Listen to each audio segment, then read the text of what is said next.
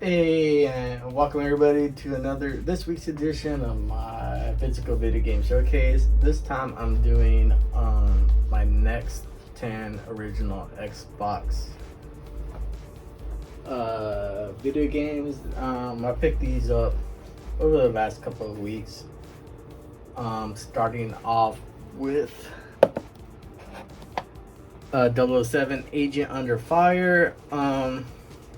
If you're new to my channel, sometimes I like to leave the price stickers on just because I enjoy seeing which ways the prices fluctuate.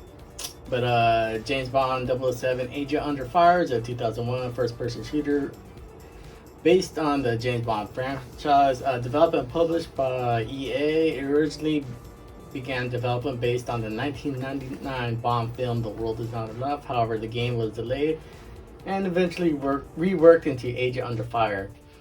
It has an original storyline unrelated to the Bond films. Playing as James Bond, the player must thwart an attempt to replace the world leaders with clones.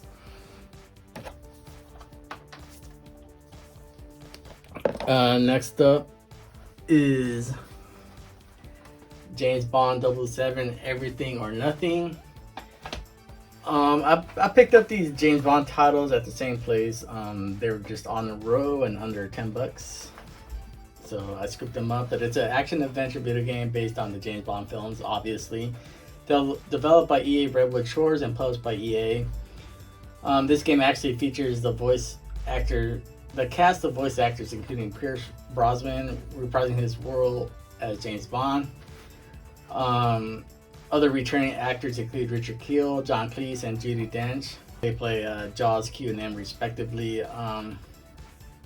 And then also, it's pretty cool, is William Dafoe, Heidi Klum, Shannon Elizabeth, and Maya all also lend their voice. It is considered a continuation of Die Another Day. Technically, this is Pierce Brosnan's final performance as Bond.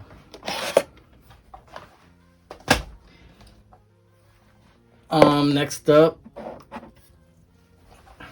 I got James Bond 007 From Russia With Love, 2005 third-person shooter, developed by EA Redwood Shores and co-published by EA and MGM Interactive. The game is based on the 1963 film of the same name. Excuse me. But it has several changes, including characters, locations, and different villainous organizations. As of note, it is the only video game to use Sean Connery's younger likeness as James Bond, and it includes all new voice work by the actor. It marks his 8th and final performance as James Bond. Next up, I got this one online. It's, super hard to find out in the wild. But 25 to Life is a third-person shooter developed by Avalanche and Ritual Entertainment and published by Eidos Interactive.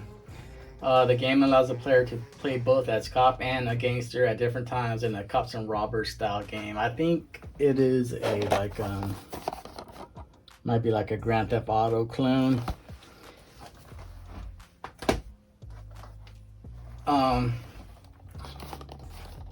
Found All-Star Baseball 2003 at a thrift store.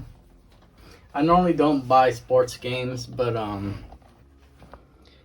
the OG Xbox is one of my first consoles I purchased as an adult, and so I got a bunch of love. So I'm just doing the full collection.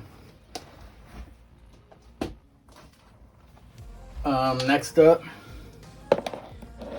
we got Black, 2006 first-person shooter, developed by Criterion Games and published by EA. In this, the player assumes the control of Jack Keller, a Black Ops agent, being interrogated by his previous missions involving a terrorist organization. The game is notable and was heavily promoted for its large focus on destructive effects and explosions during gameplay, as well as its cinema-inspired action and sound quality.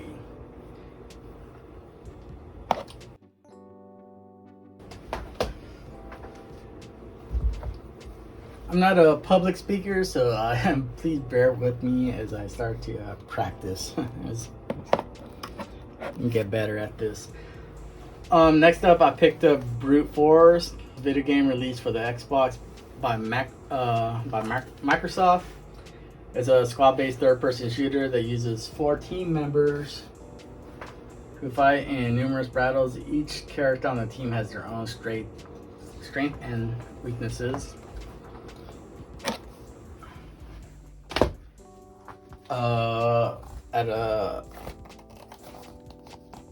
I did not pay $7.90. I found it at a thrift store for $4. I don't know if that's any better, but Chess Master, self-explanatory.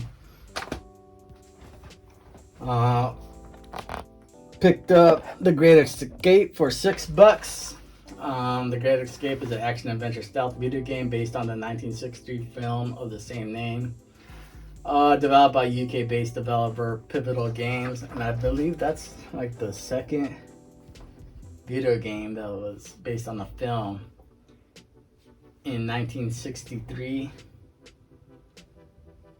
Yeah, From Russia with Love was also released in 1963, so that's a pretty unique coincidence.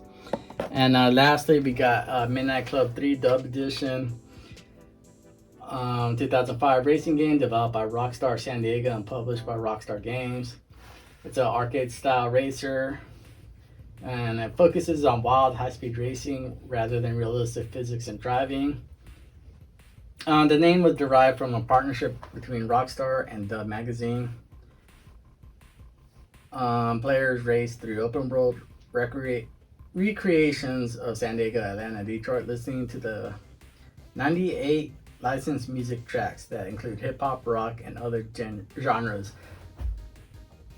Midnight Club 3 Dub Edition is the first of the series to feature licensed vehicles. Yep, so that's my next 10 original Xbox video games that I picked up to add to the original 50 from my first video. So that brings me to a total of 60 original Xbox games. Yeah, I was gonna do the special Halloween episode, but I wanted to do that the weekend before Halloween. So please come back next week when I have my special Halloween edition of my video game showcase. Thanks for tuning in. Please, if you're enjoying it, like, subscribe, and comment below. Let me know what's your favorite video game. Let me know what your favorite video game system to collect for. Thanks again, everybody. See you.